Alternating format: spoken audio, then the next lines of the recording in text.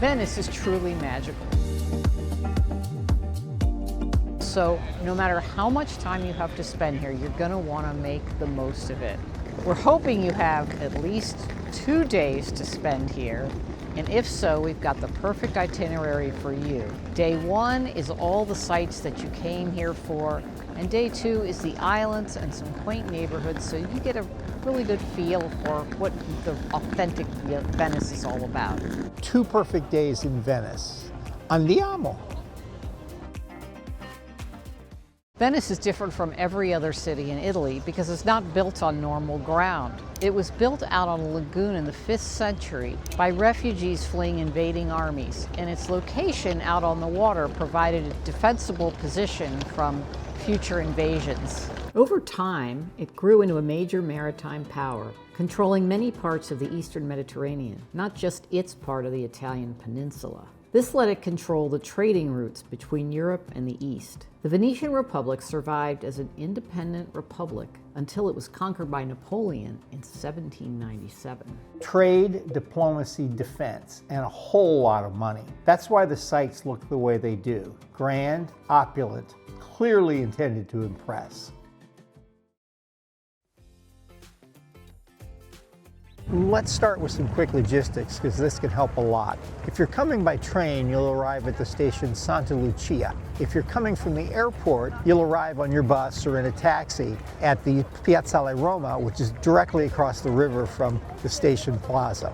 Because Venice is built on the water, it's connected by canals rather than streets. So there's a series of water buses called vaporetto, that's one, vaporetti is more than one, that have a series of stops along the canals. The best way to get to your hotel is probably going to be to get on a vaporetto, either at Piazza Roma or at Santa Lucia.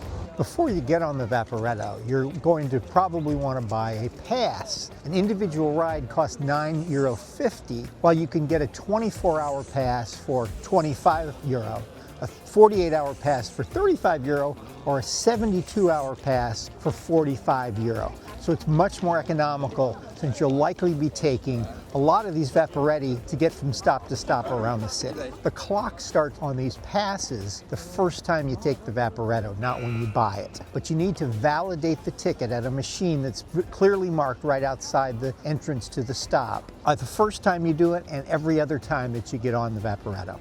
If you're caught not validating your ticket, you could be fined between 90 and €180. 2 other quick tips. First, use the app City Mapper or Google Maps set to transit. That will show you the best boat to take. Second, even using the vaporetto system, it takes longer than you'd expect to get from one place to another in Venice, so plan accordingly. You should be aware of the tourist access fee for entering Venice, which is aimed at reducing over-tourism and providing funding for services and maintenance. Day trippers must pay a €10 per person entry fee on selected peak days between April and July. Visitors not staying overnight must book, pay the fee, and obtain a QR code online via the official website.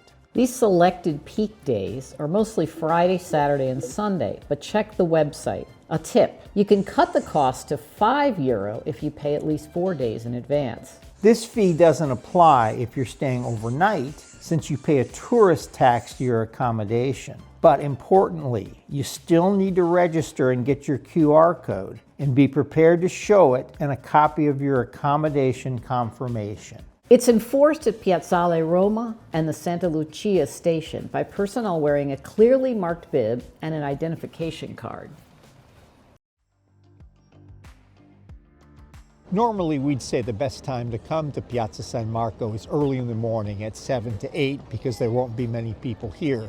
And that's what we intended to do today. But it was really foggy this morning, so we waited. But of course, as you can see, that didn't help, and it's still foggy right now.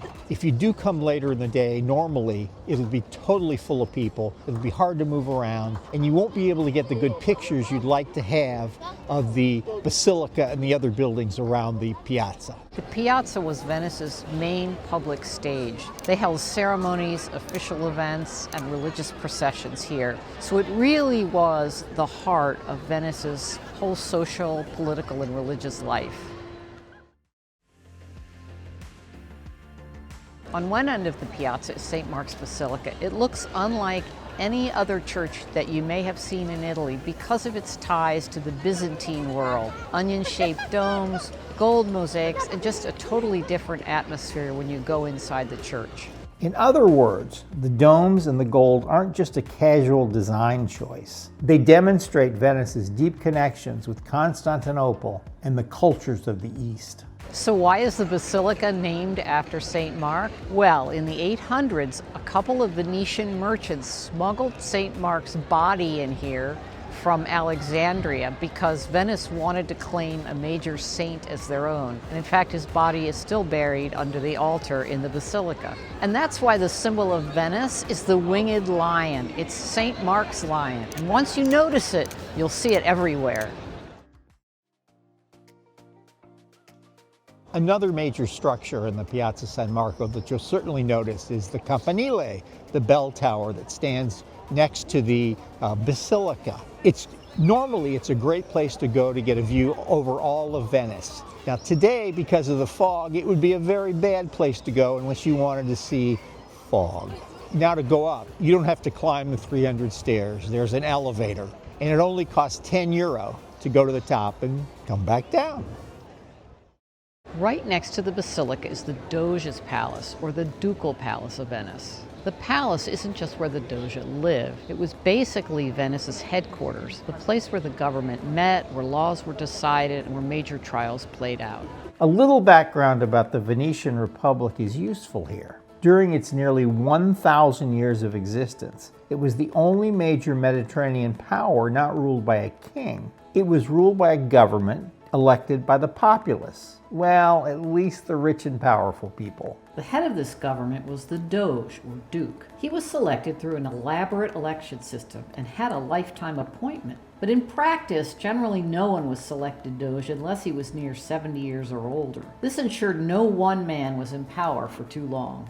You'll enter the palace's public rooms via the opulent golden staircase. Next, you proceed through a series of enormous rooms, each tied to a unit of the elaborate governmental structure, such as the Great Council, the Senate, etc. Each of these groups was dedicated to a specific aspect of government: elections, foreign policy, passing laws, and tribunal. These magnificent rooms are decorated with stucco work, gold leaf, and massive oil paintings of religious, historical, and mythological scenes. The most spectacular artwork is Tintoretto's Paradiso in the Great Council Chamber, an enormous canvas measuring 70 feet wide and 30 feet tall. Then the visit funnels you toward the rooms dedicated to the justice system and the prisons. That's where the famous Bridge of Sighs comes in, built to move prisoners directly from the palace into the new prisons across the canal. The story goes that it got its name because, through its small windows, the prisoner got his last glimpse of freedom and sighed over his lost life. The Doge's Palace is open from 9 to 7 in the summer and 9 to 6 in winter.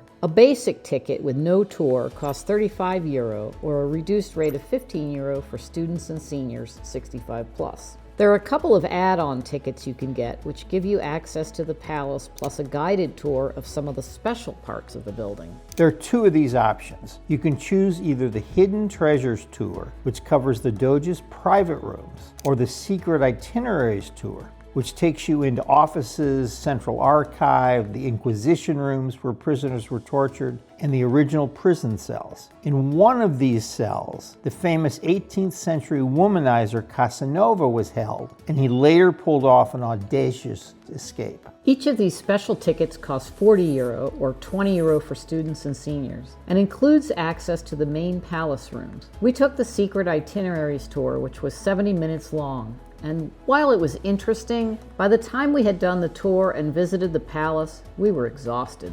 There's so much to see that we would recommend allowing at least an hour and a half for the palace, longer if you do one of the add-on tours. After you visit the Doge's Palace, follow the signs to the Rialto Bridge, which of course is one of the iconic sights of Venice. And the bridge is kind of the anchor of a neighborhood which was once, and still is to a certain extent, financial and commercial heart of the city, where the fish market and the produce market are. If you visit the markets early in the morning, you can get a glimpse of what traditional Venetian life is like. The bridge itself is one of the icons of Venice. It was originally built in the 1100s to connect the San Marco district, where the Basilica and the palace are, to the San Polo neighborhood, where the markets were and still are. When the current bridge was completed in 1591, its engineering was so novel that some predicted it was certain to collapse. Cross the bridge to get a view down the Grand Canal, but just be aware, it's crowded and pickpockets may be operating, so keep a close eye on your belongings. If this is your first time in Venice, you're probably going to want to go on a gondola ride. After all, they are iconic. Now, they're also expensive. They cost €90 in the daytime and €110 at night for a private half-hour ride. If those prices made you choke, here's an alternative. Take a traghetto gondola. It takes about a minute to cross to the other side of the canal, and they have these where there's no bridge nearby. It only costs €2, and you get the experience of being in a gondola without the big fat price tag.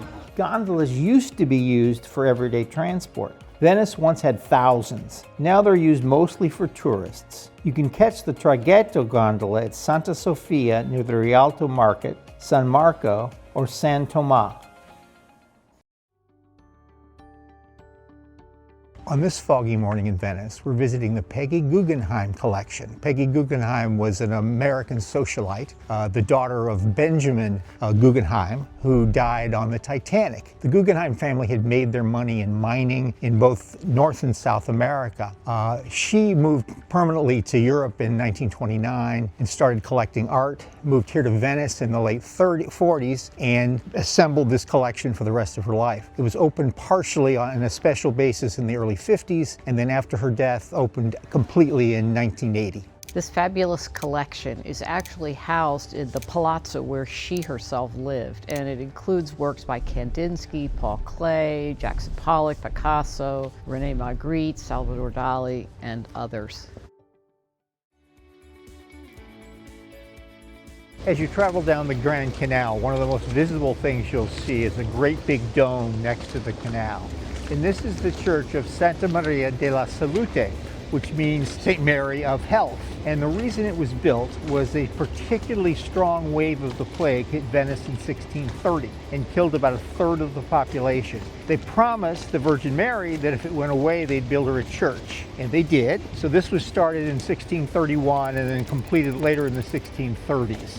It's free to go in the church. There is a museum that cost €6 that has a number of paintings by Titian. While you're in this area, follow signs for the Accademia Bridge, which is the only wooden bridge that spans the Grand Canal. Interestingly, there used to be a steel bridge here, but it was demolished and replaced by this wooden bridge. You'll have amazing views back to Santa Maria della Salute and down the canal.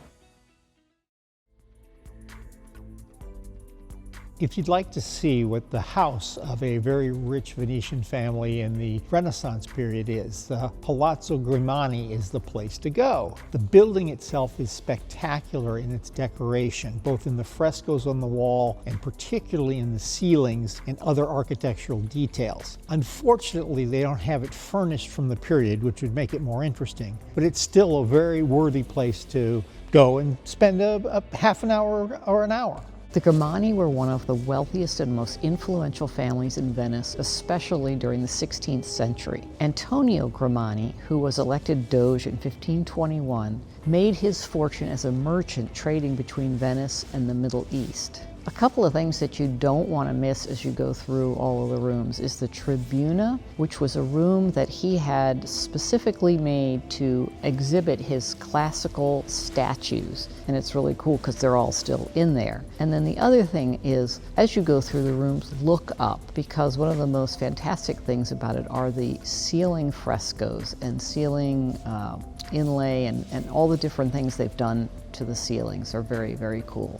And oh, by the way, if you come here, you'll probably have the place mostly to yourself. It's only February, but we've only seen like 4 other people here. So a nice oasis in the middle of busy Venice. At around 6 p.m., do what the locals do. Find a Baccaro, a Venetian wine bar, and go in and order some cicchetti and a spritz. That's what we're gonna do right now. In Venice, cicchetti are the small bites you snack on with a drink, often in the €1 to €4-ish range per piece, depending on what you pick. On your second day in Venice, take a vaporetto out to the islands of Murano and Burano and go to the north side of the island to Fondamente Nove for the fastest ones, and you can take line 4.1, 4.2, or number 12. Those are the fastest, and go directly to Murano. It's about a 15 to 20 minute ride. And get off at the Colonna stop in Murano. If you bought one of the 24, 48, 72-hour vaporetto tickets, you can use that to come over to the 2 islands. Now, there are tours that bundle trips to Murano, Burano, and even sometimes the island of Torcello, which is also very charming. But if you want to move at your own pace and you want the flexibility, it's really just easy to do it on your own by taking the vaporetto, and it's certainly cheaper than taking a tour. Murano is famous for glassmaking, and the reason it's out here on an island has a couple of reasons. Moving the furnace off the main islands in Venice reduced the risk of fire. They did that in 1291, and it also helped them maintain some of the secrets of the trade of making this kind of glass. When you're finished in Murano, go back and take the vaporetto to Burano. If you go to the Faro A stop, you can go directly to Burano. If you go back to the Colonna stop, you'll take a boat to Faro A and then take the boat from there to Burano. The island of Burano is known for a couple of things. One is its lace-making tradition, and the other is its brightly colored houses. And as the story goes, the houses are painted in bright colors for a purely practical reason, and that is so that the fishermen coming home from sea in the fog could actually identify their own home. So we're actually putting that to the test a little bit today because it's quite foggy here. But I think you can see the different houses. If you lived here, you would be able to find your own home. If you want to have lunch while you're on Burano, the Trattoria al Gatto Nero is a great place to go. It's not inexpensive, but the food, which is fish only, is spectacular and the service matches that. You're going to want to plan your day around having a reservation here because you'll need that, but it's definitely worth doing that. If you want to get a feel for the real Venice, go to the Cannaregio district. It's one of the most local, authentic parts of Venice where daily life continues away from the tourist crowds. You'll find quieter streets, local markets, and traditional family-run restaurants here. You'll be in the Cannaregio when you get off the vaporetto from the islands. We recommend ending your day here with an aperitivo with cicchetti and then dinner if you're still hungry. The historical Jewish ghetto is in this area. It was created by law in 1516, and the roughly 1,000 Venetian Jews were forced to move here. The bridges to the rest of the city were gated and guarded at night, and the Jewish residents were required to pay the guards' salary. It is generally considered to be Europe's first ghetto. A difference here that you'll notice right away is that the buildings are taller than in other parts of the city. Over time, the ghetto's population grew to over 5,000. To house all those residents in the limited area, buildings had to be made taller. Also, the ceilings are lower so they could fit more floors into a building. The ghetto area is still the center of Jewish life in Venice. You can learn more about the sad but fascinating history by visiting the museum or one of the 2 synagogues open to the public. Planning a trip to Italy? Watch these videos next. Ciao for now. A presto.